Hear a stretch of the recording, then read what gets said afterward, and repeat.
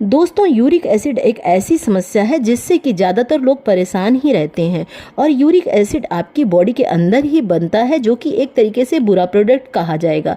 जो बढ़ने लगे और जमा होने लगे तो आपको तरह तरह की प्रॉब्लम जो होती हैं वो फेस करनी पड़ती हैं।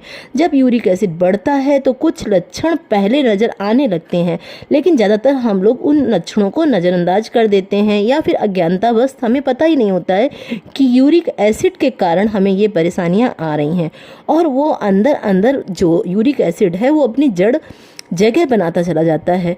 तो ये भी वीडियो जो है वो आपकी यूरिक एसिड की समस्या क्यों होती है, उसको कैसे हमें कम करना चाहिए और कितना शरीर के अंदर यूरिक एसिड होना चाहिए और किन चीज़ों से यूरिक एसिड बढ़ जाता है, किन चीज़ों से यूरिक एसिड घट जाता है, सब कुछ बताऊंगी दोस्तों। लेकिन वीडियो को लाइक करना बहुत ज़रूरी है, क्योंकि आपका एक लाइक मेरा मोटिवेशन बढ़ाता है।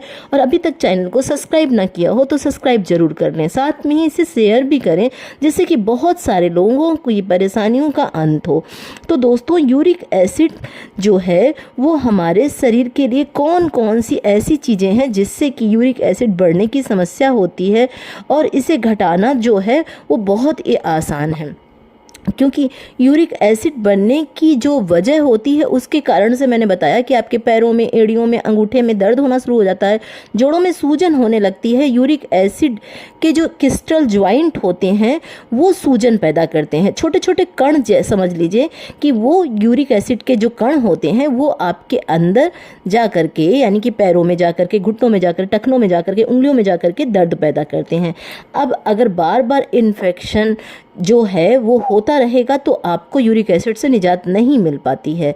और ये खासकर यूरिन में भी इस तरीके का इन्फेक्शन पैदा हो जाता है यूरिक एसिड का, तो उसके जो कण हैं वो यूरिन के माध्यम से निकलते हैं और इससे आपको थकान भी बनी रहती है और ख़ासकर जोड़ों में बैठने में तो बहुत ही तकलीफ़ होती है। अब यूरिक एसिड आप जानेंगे कैसे कि आपका यूरिक एसिड बढ़ गया है। एक तो मैंने आपको लक्षण बताए, दूसरा आप ब्लड टेस्ट करा करके भी पता कर सकते हैं कि आपका यूरिक एसिड कितना होना चाहिए।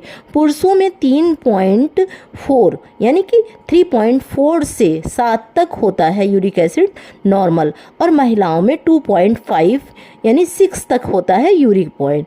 तो यूरिक एसिड जो है वो पुरुष और महिलाओं का थोड़ा बहुत अंतर के साथ में होता है। इस कारण से अगर इससे ज़्यादा अगर यूरिक एसिड आपको बढ़ने लगता है, यानी पुरुषों में 3.4 से ज़्यादा अगर बढ़ने लगता है तो ये खतरे की घंटी है, और अगर महिलाओं में 2.6 से 5 से ज़्यादा बढ़ने लगता है तो ये खतरे की घंटी है। सबसे पहले खान पान पर ध्यान दीजिए, जो आधी प्रॉब्लम आपकी चली जाएगी। खान पान, हमारी लाइफ स्टाइल जो होती है वो बहुत सारी बीमारियों का कारण बनती है। आपने देखा भी होगा कि ज़्यादातर लोग अपनी लाइफ स्टाइल के कारण ही बीमार रहते हैं, और पुराने समय में ये सारी समस्याएं नहीं होती थी।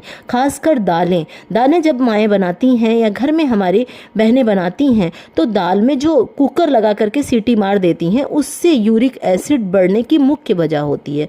तो सबसे पहले तो दाल को खुले मुंह के बर्तन में बनाएं, भले ही कुकर में बनाएं। मैंने ऑलरेडी एक दाल पर वीडियो बनाया हुआ है कि किस तरीके आपको दाल बनानी चाहिए जिससे कि 100% आपका यूरिक एसिड ना बढ़े, तो आप वो पिछले वीडियो में भी देख सकते हैं। और वैसे जब भी दाल बनाए तो उसका फेना जो है वो हटाते जाएं।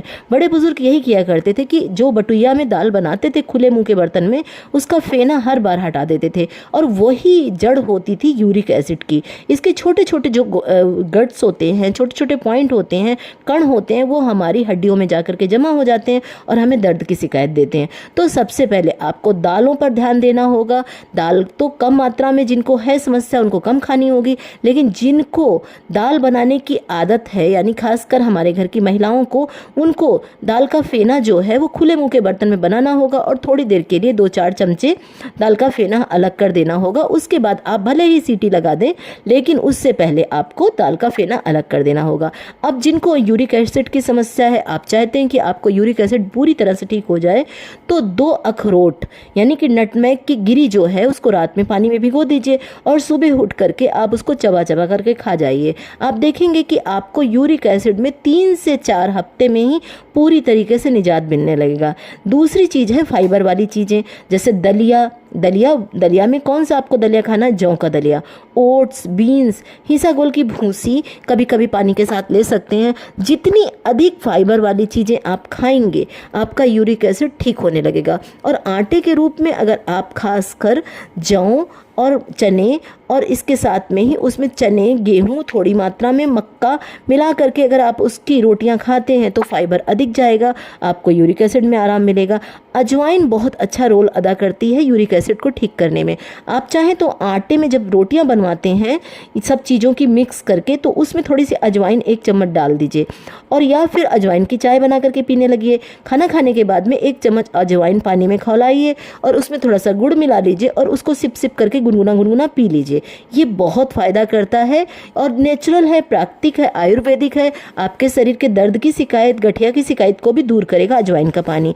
और चाहे तो आप एप्पल साइड विनेगर की 1 चम्मच की मात्रा गर्म पानी से ले सकते हैं। और हरी सब्जियां, पत्तेदार सब्जियां ज़्यादातर लें, इससे भी बहुत फ़ायदा मिलता है। अब आपको परहेज क्या करना होगा? आपको बाहर की जंक फूड जितनी भी चीज़ें हैं वो नहीं खानी होगी। बाहर का मतलब छोला भटूरा है, राजमा है, चावल है, या फिर आप बाहर जाकर के कोई भी पकौड़ी, चिप्स खाते हैं, ये सारे के सारे आपको बीमार करते हैं और यूरिक एसिड तो बढ़ाते ही बढ़ाते हैं। तो आपको बाहर की जितनी भी चीज़ें हैं उनसे दूरी बनानी होगी और घर में भी फाइबर वाली सब्जियां, फाइबर वाली चीज़ें, तरोई है, टिंडा है, लौकी है, इन चीज़ों पर ध्यान करना होगा। और ख़ासकर कद्दू है या फिर जो घुइयाँ है, अरबी जिसको बोलते हैं, उन भिंडी है, इन चीज़ों से जिनको यूरिक एसिड की समस्या है उनको बचना होगा, बिल्कुल बचना होगा। दालें, छोला, राजमा, इन चीज़ों से भी दूरी बनानी होगी। आप सिर्फ नटमेग का यूज़ करिए, यानी कि 2 अखरोट की गिरी खाना शुरू कर दीजिए, आपको ये फ़र्क पड़ेगा।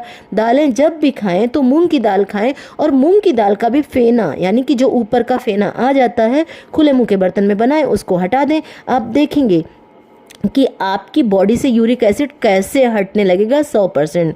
क्योंकि ये जो बॉडी में हमारे प्यूरिन की मात्रा बढ़ती है, प्यूरिन की मात्रा का लेवल जब बढ़ जाता है तो हमें यूरिक एसिड की समस्या होने लगती है। और प्यूरिन की मात्रा तभी बढ़ती है जब आपके शरीर में दालों के माध्यम से, बाहर की चीज़ों के माध्यम से ये छोटी छोटी जो चीज़ें हैं, ये कण जो हैं यूरिक एसिड बढ़ाने वाले पहुंचते हैं। कोको कोला तो आपको छूना ही नहीं है, गर्म पानी पीना है।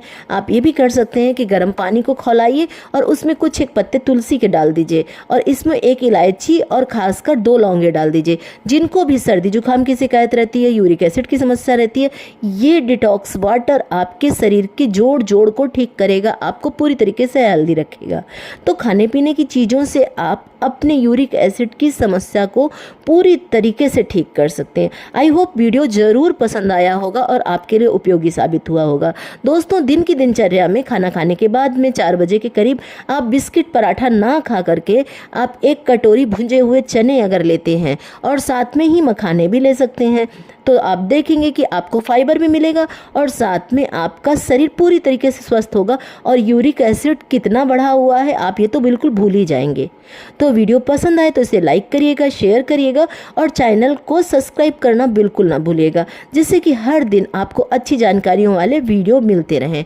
इसी तरीके के आयुर्वेदिक और ख़ासकर पूजा पाठ के जो भी हमारे व्रत त्यौहार के वीडियो होते हैं मैं बनाती हूँ, आप देखें और साथ में ही इस परंपरा को आगे बढ़ाएं। वीडियो देखने के लिए बहुत बहुत धन्यवाद।